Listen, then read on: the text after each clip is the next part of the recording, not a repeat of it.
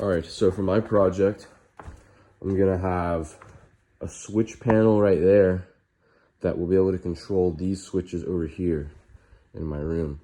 So we're gonna have 3 servos here, 1, 2, 3, as well as 3 buttons here that will make the switches go up and on and off. And we're gonna have cables that go up and around into there. There'll be 3 more buttons. So here's my supplies. I've got 3 Arduino Nanos. They're knockoff ones, so I got 3 just in case.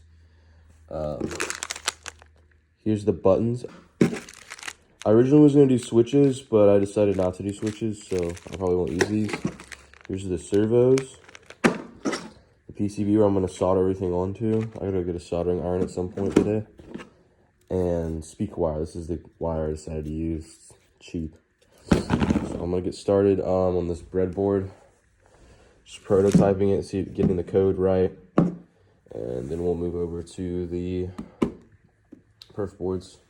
So I've been going about this for about an hour now. Still have not gotten this servo to move. I have this much bigger code written. That's like the code for everything, and I can't get it to work. So I decided to start going simpler.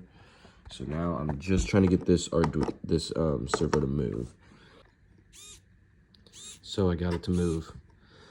So I've got it working pretty well here now with the whole toggle thing. This has been kind of an issue, but hitting these 2 wires together simulates pressing the button. So there's a bit of a delay because I have to, if there's no delay, then if you hold it for too long, it just goes crazy. So I had to put like a ½ a second delay on it. But works pretty good. I can't test it with the buttons yet because I still haven't went and bought a soldering iron. So I guess the next step is to go to Home Depot, get a soldering iron, and also figure out what I'm gonna make the mount out of over there. Probably some sort of wood or metal, I'm not sure yet.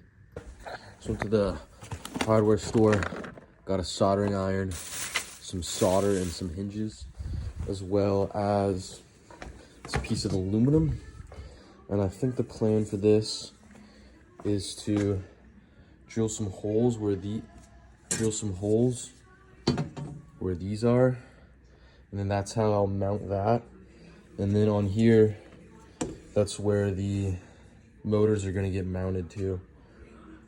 I'm gonna glue them to there or something.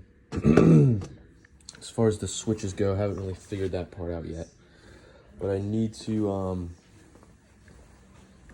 think I'm gonna cut this wire and use it for power because there's an outlet right below it. So that's where I'll get power for the Arduino. So far, I've got all the Arduino pins soldered in. Please focus. And I've gotten the power rails soldered in. It's a little sketchy, but just working with limited supplies here, so that's just how it's gonna be. All right, so I got this far. I got 1 servo soldered in, and I tested it by connecting pin 2 or whatever, and it didn't work. So I decided to restart. I think the reason is I don't know why, but I put the ground and the 5 volts like 1 pin away from each other, and that's just a whole mess. So I don't know why I did it like that. I'm restarting the new one. Why is it out of focus? And so the ground and the 5 volts are really far apart, and I have a whole like bar for the ground now. So I think this one's gonna be a lot more neat than this one. All right, so I have all the servos soldered in. I also have the pull down resistors soldered in. They all work. Everything works. I've just been manually connecting 5 volts to each pin with this jumper wire.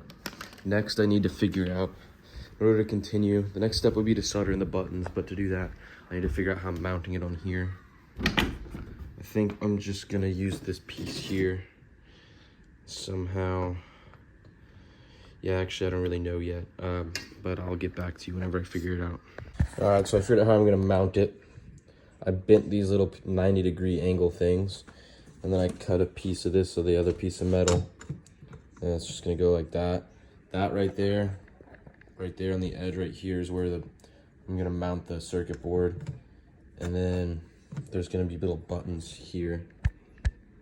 I guess you can't really see that, but I'm gonna drill holes for the buttons. And yeah. And then the servos gonna be glued right here. And the linkages are gonna be done with paper clips. So yeah, keep you updated.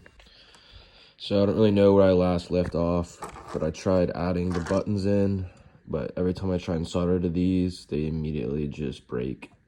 And they either go always open or always close. So I'm gonna go to Home Depot, try and find some more robust buttons. And then something weird's going on here where these two wires are connected correctly, like I checked with continuity on my multimeter. But whenever I touch them together, they don't work. But when I bridge it manually with like a jumper wire, it works. So it actually makes no sense. So when I get back from Home Depot, I'm gonna figure that out as well. Yeah, that's where I'm at. All right, so update, I got new buttons. They're much better. Works really well. Even when you hold it, like it only goes once. So it just doesn't make any sense because if I manually bridge them, they all work. But whenever I actually connect it with the wires, it doesn't work. And I've checked with continuity and multimeter that this pin and here are connected and the other side is connected. So I have no idea what's going on. That's good. All right, so just through experimenting, I figured out what's going on. Once you toggled the input once, that servo would not change again until you did the other two, until you toggled the other two. It was a really weird glitch going on, but I figured out that to be happening. And once I figured out that, I decided to remake it because that wasn't happening on this one because I only had one input going. So now I have two inputs and I recreated the same issue and I've got it down to something weird going on with these pull down resistors. So I checked the code again and I'm using pull up resistors in the code. So rework the code and now you can do this. Everything's all good. Okay, well that just happened because that wire came unplugged. But so works here, gotta upload it to that one and we should be all good. All right, so we are all good now. I am just off the 5 volts from the wall.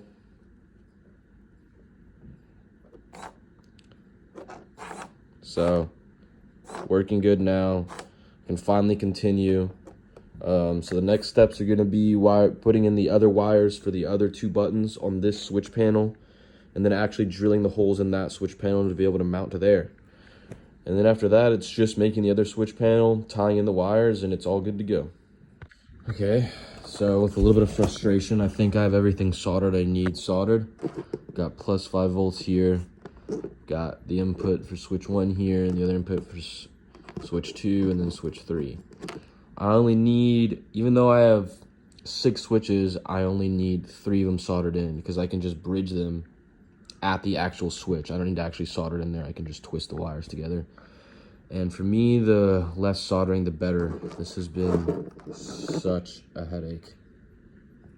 This like really inexpensive soldering iron, and I don't have any type of clamps or anything, so I'm like needing 4 hands at all times, but still managed to get it done. Definitely not the best solder joints, but they work. So an update on the panel. I got the 3 holes for the 3 buttons. I've got it bolted on to what goes onto the thing, and then I don't have anything for the back of this to make sure it doesn't short, so I just covered it in electrical tape and fingers crossed, I guess. And then as far as mounting it, this PCB, they have 4 holes in the corners. Please focus. And I got some nails that are gonna go in those holes, and then I've drilled some pilot holes you can't really see on there, but I'm just gonna press fit these nails into the aluminum. Not really the best method, but they didn't sell any standoffs at Home Depot. So this is just what's gonna have to be. All right, so here's what we got so far. Like I said, not the most elegant, but once it gets up there and it's mounted, it's not gonna be moving around, so not too big of a deal. I'm gonna round these off as well. Just bend them over so they don't come out. They're just press fit in there right now. I mean, they're in there pretty good, but you know, it's pokey. And I got the 3 switches in here, and now I'm about to wire up the switches. All right. It is not looking amazing, but it is functional. Almost. Just a couple more things to wire up. So after I get this and one other wire on here, then be ready to screw it on. All right, so here it is mounted. This is power. These are the 2 cables that are gonna go run up, around, and right there. I still haven't made the other switchboard yet, but these are gonna get glued right here. I mean, these aren't the actual ends that are gonna be on them. I'm gonna get glued right here. I'm gonna flip the switches. You can hear them moving.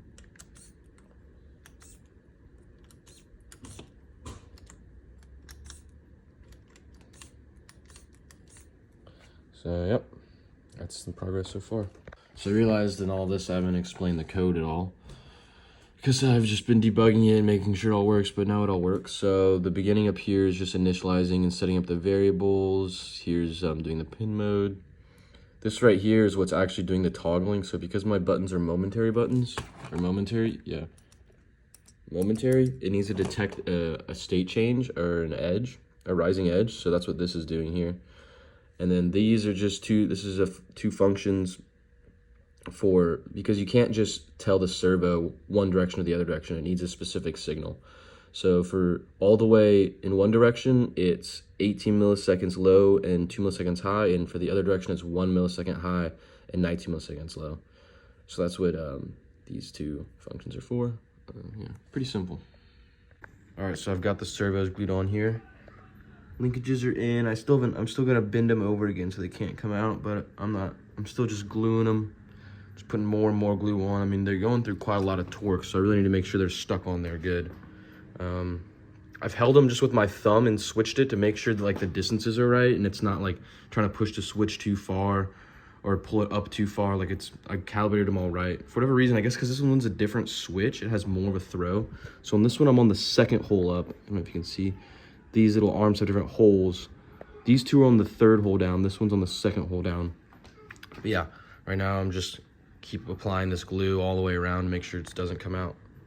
The next step is gonna be to make the next switch panel. And I have an update on that. So on the other switch panel, there's only going to be 2 switches because I got 6 from Home Depot. I got as many as I could. There's only 6. One of them when I got home is broken. So what I'm gonna do is one's gonna be over here. There's gonna be 2 switches, one for the fan, and then the other one is going to turn on both sets of lights. So this is 2 different sets of lights right here. So only 2 buttons over there, one for both of the lights and one for the fan, because one of the switches is broken. But yep, so I'm gonna get started on that 2nd switch panel. So here we go. Glue is fully dried.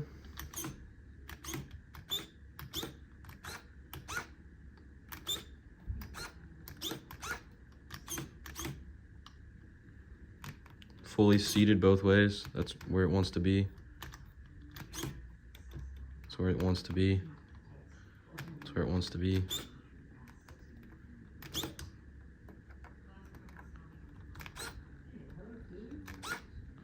So, just gotta build the other panel now. Just by the way, this is what I mean when I say there's switches broken. Kind of see how that one's sticking out a little bit more, the one on the right. Half the time when you push it down, it doesn't actually go down. Like there's something internally broken. There's no way to just take it apart. It's all crimped together. It doesn't really go. This one that works. Nice and smooth. Something janky with this one. So just realized 2 switch thing is not gonna work because if you press 2 at the same time, which is what I was gonna do, I was just gonna wire them up together. Does not like that. You can only do 1 at a time. So I'm either gonna have to fix the switch or the switch is just gonna be wonky. All right, new plan. While I don't have another button do have another switch. So what I'm gonna do is you're gonna be switching. It's gonna be one button, two buttons, one switch, and the switch switches between which lights you're gonna turn on with the button. Kind of hard to follow over how I'm saying it, but it'll make sense whenever I have it all together. Okay, so maybe this will help explain. So this top one's gonna be for the fan, and this bottom one is gonna be for the lights. But for the lights, you have to switch between the inputs. So this is hot, this is gonna be 5 volts. This is where the other fan input's gonna come, and this is where each end of the light is gonna come on. And that's how you switch between them right here. When you press this, it goes hot, and then depending on which way this is flipped, you're toggling which light you're gonna be turning on and off. So I just gotta get the wires from over there, wired to here. All right, we're all wired up here. Pretty actually good soldering and pretty neat back here. Actually not much going on. But, so the top is the fan. I'm gonna press that right now. You're gonna see it move over there. If it focuses.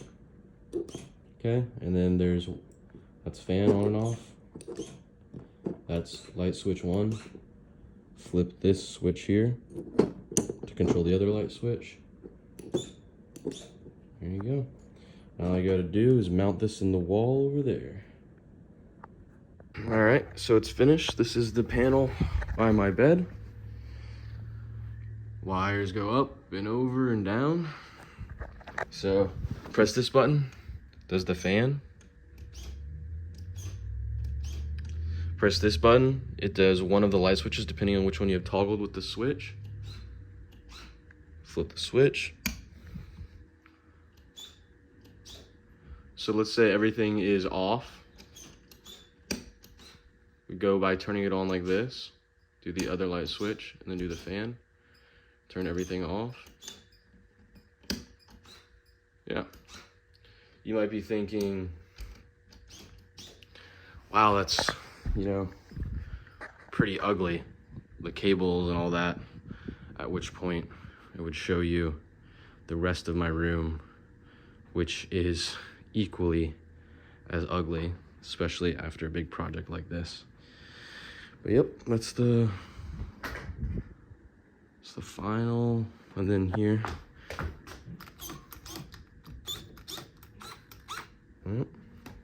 That's it.